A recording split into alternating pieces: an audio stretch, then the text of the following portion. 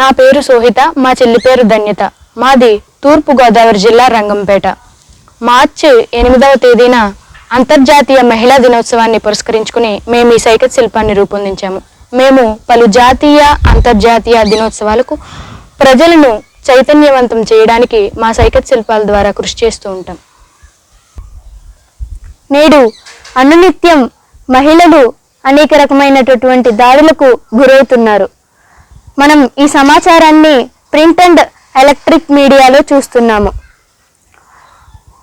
నేటి సమాజంలో మహిళలు పురుషులతో పాటు సమానంగా అన్ని రంగాల్లోనూ దూసుకుపోతున్నారు.